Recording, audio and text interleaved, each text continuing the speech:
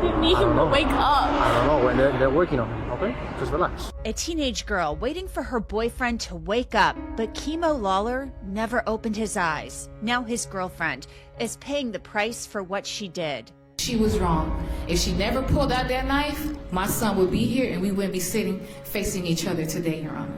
I'm Angenette Levy, and this is Crime Fix.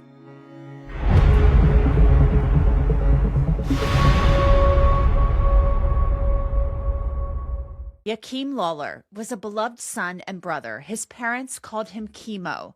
Keimo played football at Northwestern Senior High School in Miami, Florida. Keimo had a bright future ahead of him, but his life ended suddenly and unexpectedly on December 20th, 2024, at the hands of his girlfriend, Jahara Malik. And now Jahara has pleaded guilty to a manslaughter charge, and she's learned her punishment for the crime. Surveillance cameras recorded many of the moments leading up to the end of Keimo's life that night in December of 2024. At 10:34 p.m., Jahara can be seen at a door of an apartment complex with a friend. They are laughing and having fun. The friend is carrying some bags. It's just a couple of teenagers hanging out, doing what teenage girls do. 7 minutes later, at 10:41 p.m. But knowing what happens just minutes later changes the entire feeling of these clips. Another camera records Jahara and Keimo, and they can be seen walking into a stairwell. Keimo is wearing a hoodie. Jahara seems playful, and they both walk up the stairs. Then 16 minutes later, at 10:57, Keimo comes into frame, and Jahara runs toward him. Her purse drops to the ground, and she runs towards Keimo. About 2 minutes pass, and Jahara comes back into frame, her cell phone in her hands. She dials 911, and police arrive on scene about 6 or 7 minutes later. A detective testified about the videos. So who's the person in the hoodie? The victim. And who's the person in the tank top? The defendant. All right. So, at any point as you watched this particular footage, was there anything about this footage that led you to believe that the defendant was at any point afraid of the victim? No, ma'am. Did she appear to be in any type of distress? No, ma'am. And in fact, she at some point is like smiling and joking with him? Yes, ma'am. A surveillance camera recorded part of what happened between Jahara and Keimo right before he was stabbed. Take a listen.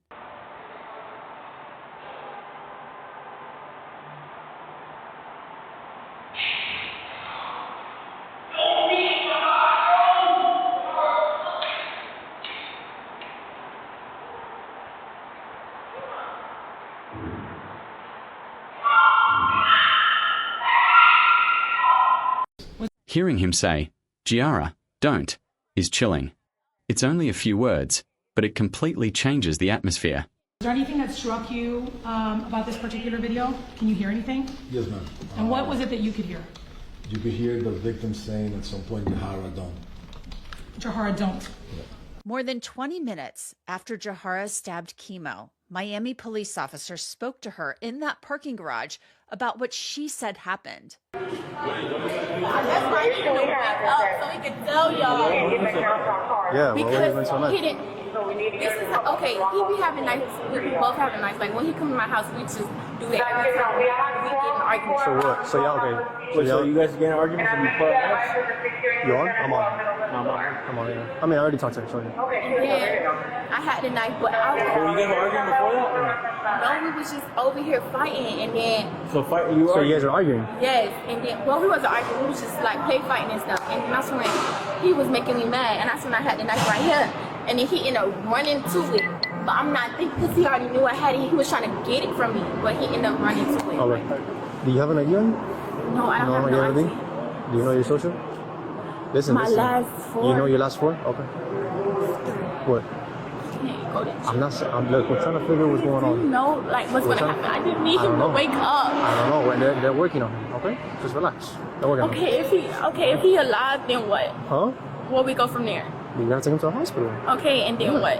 And then we'll just go from there. When he wakes up, we talk to him and everything. He's like. We gotta wait. You're 17 also. Okay, what's your date of birth? Go. Like I didn't even tell my mom. My mom don't even know nothing. This testimony becomes one of the biggest turning points in the case. At Jahara's sentencing, the prosecutor seemed to question that story based on questions she posed to the lead detective. Did you have an opportunity to review the medical examiner's report? I did. What did you learn in particular about the wound? The medical examiner described the wound to be 12 to 6, which means that's the angle that they used to describe the positioning. The 12 o'clock was the blunt part of it, meaning that the part of it that's not sharp. The 6 o'clock was a sharp one, so it was straight in the chest, a little bit to the left, and it was 10.1 centimeters in depth, which translates to 3.976 of the whole blade. Do you know how long the blade of itself was? 4 inches.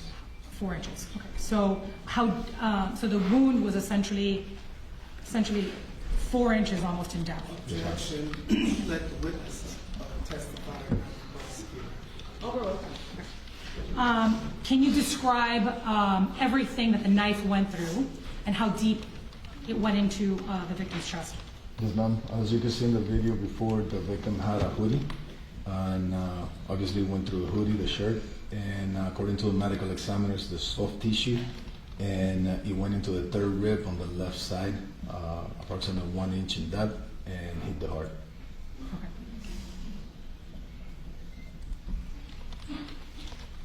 So when we're talking about the way that the knife, we talked about 12 and 6, just so the court can kind of have a visual.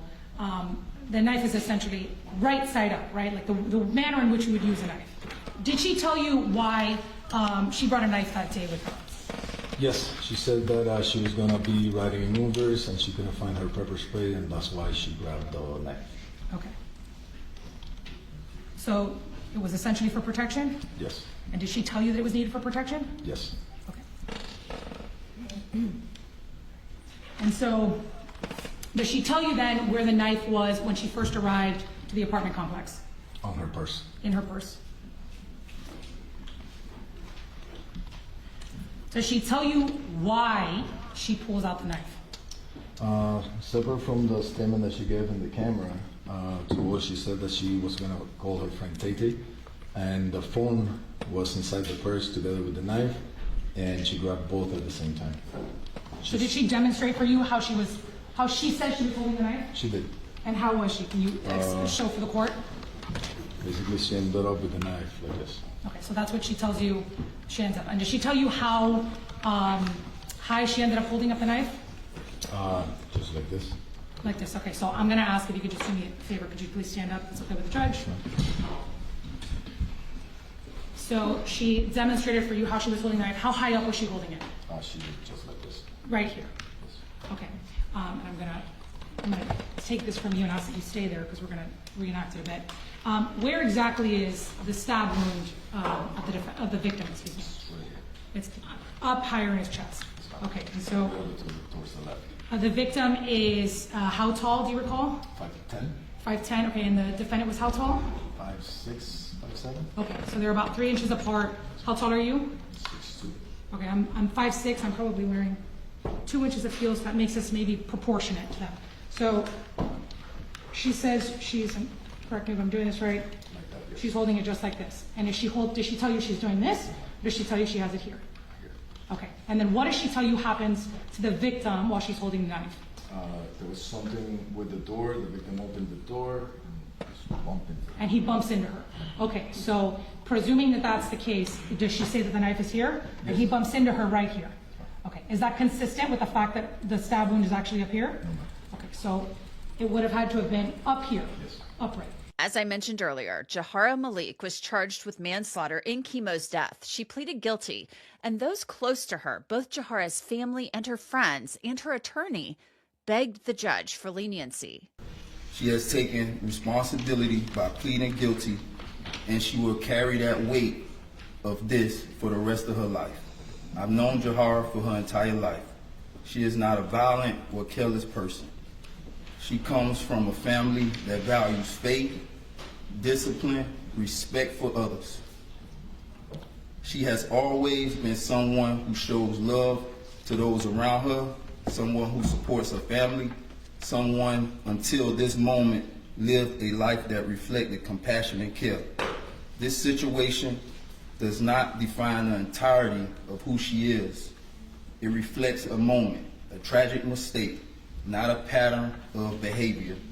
Since this incident, I've seen the impact it has had on her. She is remorseful. This was always described as horseplaying that went too far. Now, how do I know? I'm not going by what my client said. I'm going back. All you have to do is listen to that 911 call before the call, before anything happens.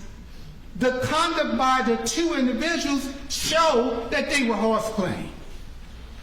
That video does not show about anyone going there with ill intent to do what actually happened. Because they're playing, they're running.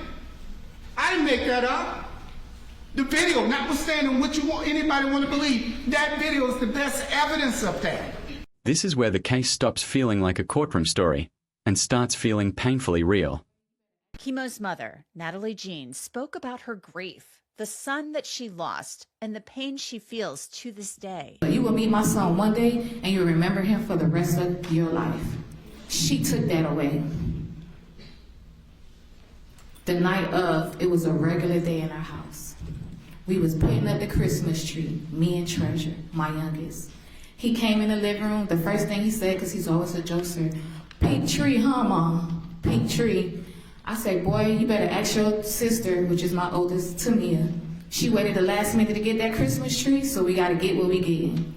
And we all was in there doing the tree. And for some reason, it just like it wasn't coexistent or whatever. It was just a beautiful day. Tamia was she was coming in the door, and he was coming in out of his room, and we was playing music. And we was just like, it was just our song, and we was dancing. We was listening to Mariah Carey, "We Belong Together." And then he just coming out the room, and he's just singing. He's like, "When you left, I lost a part of me." And he just singing his heart out. And then we in the background, we his little cheerleader, like, "We belong together." And we just singing. And then it was just, that's our normal routine. You know what I'm saying? It was just a beautiful day. Never would we imagine that. We ate, he went in his room. I said, "Oh, hey Jib, the trash."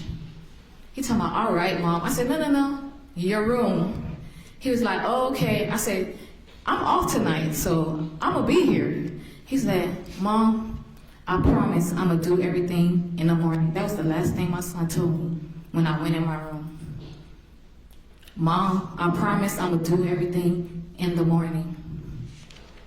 Then I got that phone call. Not from police officers or nothing.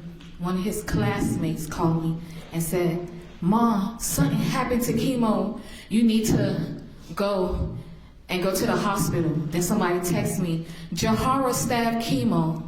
But her lawyer wanted to say she reached out to me. When she wanted to talk to me about other stuff and communicate, she know my number. But she didn't know it that night. Well, her mind was a fog that night. But when we talk on a regular, she knows my number. And then an officer, as I'm on the scene, tells me, "Miss Jean, yes. Is Yakheim Lollar your son?" "Yes. I'm sorry to tell you, he didn't make it." While I'm just getting on the phone with my dad to explain to him what's going on, but I don't know what's going on. I turned into a little girl that night. Could you imagine calling out for your dad? I'm like, "Daddy! Daddy! Yo, tu es petit moi mourir." That's what I'm saying. I said, my child is dead. They told me they killed my child. Keimo's father also spoke about his loss. You can hear how proud he was of his son. Nothing makes sense right now at this point. You know what I'm saying? I want to talk about Keimo a little bit because he was the most humblest guy. Well respectable. Keimo was so humble. Keimo, I went to pick him up from Charles R. Drew Elementary one day, and his teacher say, "Hey," and the PE teacher like, "Hey, the kid's super fast. He jumps super far, and I'm super high, and he's just this super athlete." I'm like, "Keimo ain't tell you?" At this point, Keimo had won 3 Super Bowl MVP. Keimo go to school and nobody knows nothing.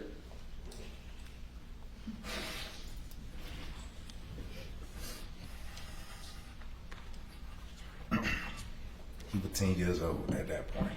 All right? Keimo do not brag on himself. He brag on his daddy. All right? His daddy the best barber. All right? He won't let nobody else cut his hair. All right? Nobody can beat his daddy in basketball if you listen to him. All right? And nobody's better with the bookie if you listen to Keimo. Keimo praises his dad. His dad was his hero. You know, I defend Keimo. I rescue him. I save him. And then Jahara Malik addressed the court. Your Honor, I've been thinking about what to say for a long time. And the truth is, there are no perfect words for something like this. When everyone read a speech before they get sentenced, they ask for mercy. But I'm here to accept my consequences for what I have done. The night that everything happened, not one thought in my mind was to leave or run.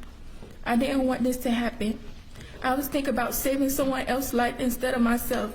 That's why it was a quick reaction for me to wrap his shirt around my hand, apply pressure to his wound, and stop the bleeding while communicating with 911 to assist me. I wanted him to live. I understand that trying to help does not undo the harm. I stayed because at the end of the day, I was at fault. I would rather live knowing I tried to help than live knowing I left him there when I could have possibly saved his life. I was reckless. That knife should have never been out, and because of that, a life was lost. I was wrong for what I did, and every day I sit and think about the damage I caused. The family wants me in prison, but I'm in my own prison for the rest of my life.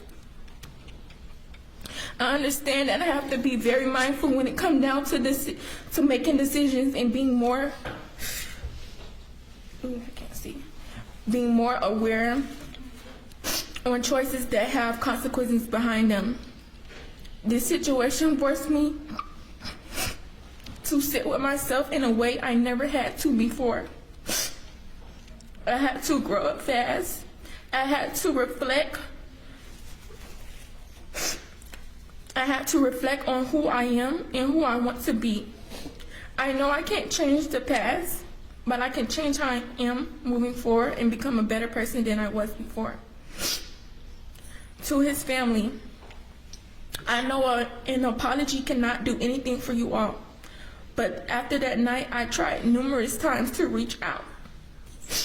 I wanted to call Miss Nat and his dad so bad just to tell y'all how sorry I am and beg for your forgiveness, but I couldn't legally. I love y'all son so much, and I never wanted this to happen to him. Whether people believe her or not, this is the moment the weight of everything finally hits. This was my best friend, my love, and someone I could vent to about any and everything. He was a good person and definitely should have been here. Now, during this hearing, it came out that Jahara had given inconsistent accounts of what happened that night, and detectives said they had learned that she had also shown aggression toward Keimo in the past. We would have been getting ready for prom and graduation right now. This is a sad situation. I miss him every day. I know there are memories, birthdays, holidays, things that will never feel the same without him. I wish I could go back and change what happened, but I can't, and that's the worst part. Y'all didn't deserve this pain, and I wish I hadn't been the one to give it to y'all.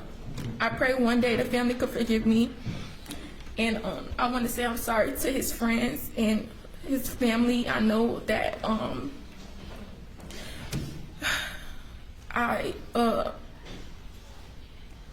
hurt y'all in a way that y'all can never forgive me, and I hope one day y'all can.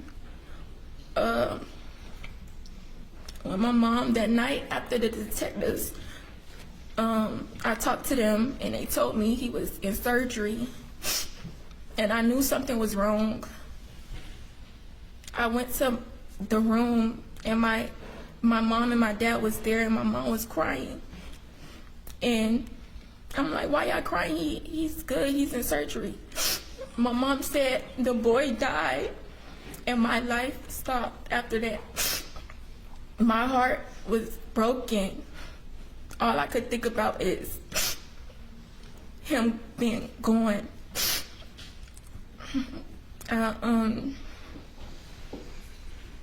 I just pray that we all heal from this, and I pray for closure, and this is a sad situation from both ends. My family hurting too. We know y'all hurting. We hurting with y'all, and we not against y'all. We all in this together. Like we fighting for me, but we're on y'all side. We're not against y'all.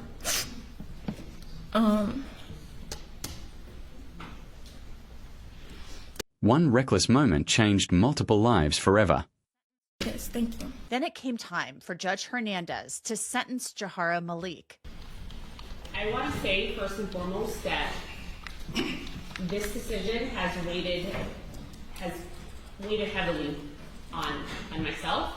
I think the past couple of hours have shown this courtroom and whoever is watching that what occurred here was a tragedy. It should not have happened.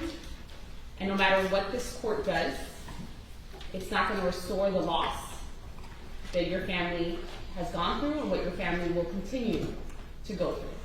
And I want to recognize that loss. His life was taken way too soon, and the court recognizes the profound impact that loss has had. And I want to make sure I emphasize that. The court also recognizes that Ms. Malik, you are young. You are a young woman, but youth does not excuse what occurred that day. The law takes it into account and recognizes that it is your youth that affects your decision making and it affected your judgment. But your youth does not excuse the foreseeable consequences of the choices that you made. The defense has moved for a downward departure based on the offense was committed in an unsophisticated manner and was an isolated incident for which the defendant has shown remorse. The court will find that the defense has failed to prove by competent and substantial evidence and by preponderance of the evidence that has been met. Although I do believe that you are remorseful, I do not believe that this was an isolated incident of aggression towards the victim based on the evidence that was presented here in court. And I also do not believe that this was done in an unsophisticated manner. And the reasons why the court finds that is the most dispositive evidence of what occurred that day was the medical examiner's report. And reading that medical examiner's report and understanding that that was a 4-inch blade that was lunged into the chest near the heart, and it pierced a hoodie, it pierced a t-shirt, it pierced skin, it pierced tissue, it pierced muscle, it fractured a rib, and it ultimately pierced the heart. The amount of force that was required to inflict that wound was not accidental. The judge could have sentenced Jahara Malik as a youthful offender. The state wanted her sentenced to 20 years in prison and 10 years probation. Her lawyer argued for a lesser sentence. The judge had a tough decision to make. Ms. Malik, the court will sentence you to 17 years in Florida State Prison, followed by 5 years of reporting probation. Special condition of that probation, you will have to go a mental health evaluation and abide by any treatment if necessary. You will have to write a letter December 20th of every year that you are on probation, acknowledging what had occurred and how it has affected your life. And I do not take this sentence lightly. Ms. Malik, this is not something that this court wanted to do, but I have to impose a sentence that I believe holds you accountable, recognizes the severity of the offense, and is something that's appropriate in light of everything that I've heard. After sentencing, Jahara Malik was transferred to the Miami-Dade County Jail. She will later be transported to a Florida prison where she will serve her sentence.